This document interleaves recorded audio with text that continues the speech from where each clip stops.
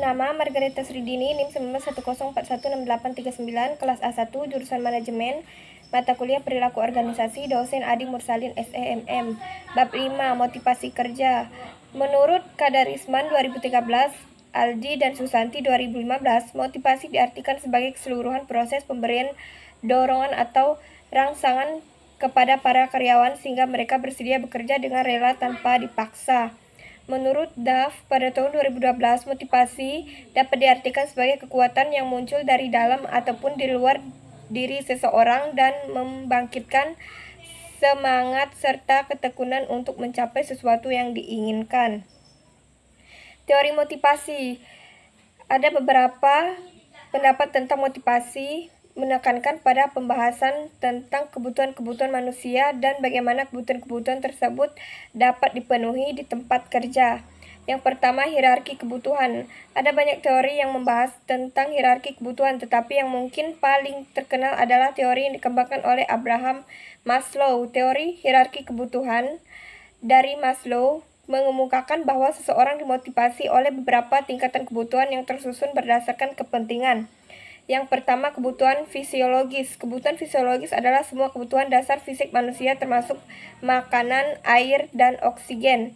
Yang kedua, kebutuhan akan rasa aman. Kebutuhan akan rasa aman mencakup semua kebutuhan terhadap lingkungan yang aman dan terlindungi secara fisik maupun emosi serta bebas dari ancaman termasuk lingkungan yang tertib dan kemerdekaan dari tindak kekerasan. Yang ketiga, kebutuhan untuk diterima. Kebutuhan ini mencerminkan hasrat untuk diterima oleh lingkungan. Hasrat untuk bersahabat menjadi bagian dari sebuah kelompok dan dikasihi. Yang keempat, kebutuhan untuk dihargai. Kebutuhan ini berhubungan dengan hasrat untuk memiliki citra positif dan menerima perhatian, pengakuan, dan apresiasi dari orang lain. Yang kelima, kebutuhan untuk aktualitas diri. Kebutuhan ini adalah kebutuhan untuk mengalami pemenuhan diri yang merupakan kategori kebutuhan tertinggi. Yang kedua, teori ERG mengemukakan sebuah modifikasi atas teori Maslow dalam rangka menyederhanakan dan menanggapi kritik atas kekurangan pembuktian empiris pada teori ini. Teori ERG yang dikemukakan Clayton Alderfer mengenalkan 3 kategori kebutuhan. Yang pertama, kebutuhan eksistensi atau kebutuhan akan kebahagiaan lahir. Yang kedua, kebutuhan keterikatan atau kebutuhan akan hubungan yang baik dengan orang lain. Yang ketiga, kebutuhan pertumbuhan, kebutuhan yang fokus pada pengembangan potensi manusia dan keinginan untuk pertumbuhan pribadi dan peningkatan kompetensi.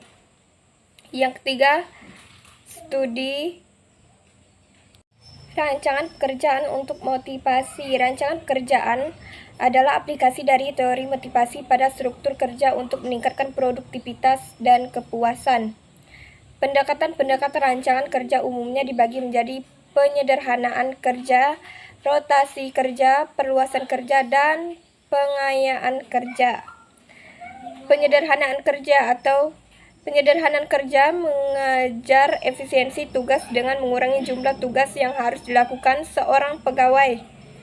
Penyederhanaan kerja didasarkan pada prinsip yang diambil dari manajemen ilmiah dan keahlian di bidang industri. Tugas-tugas dirancang agar menjadi tugas yang sederhana, diulang-ulang, dan terstandarisasi. Yang kedua, perputaran kerja. Perputaran kerja secara sistematis memindahkan pegawai dari satu pekerjaan ke pekerjaan lain yang karena meningkatkan jumlah tugas-tugas yang berbeda yang dikerjakan seorang pegawai tanpa meningkatkan kompleksitas pekerjaan orang lain. Yang ketiga, pemekaran pekerjaan. Pemekaran pekerjaan menggabungkan beberapa tugas menjadi satu tugas yang baru dan lebih besar. Yang keempat, pengayaan pekerjaan. Pengayaan pekerjaan menggabungkan motivator tingkat tinggi ke dalam pekerjaannya, di antaranya tanggung jawab, pengakuan, dan kesempatan untuk tumbuh, belajar, dan melakukan pencapaian. Meningkatkan kepuasan dan motivasi kerja. Yang pertama, program kompetensi yang memadai. Yang kedua, keamanan kerja. Yang ketiga, jadwal kerja yang fleksibel. Yang keempat, program keterlibatan karyawan.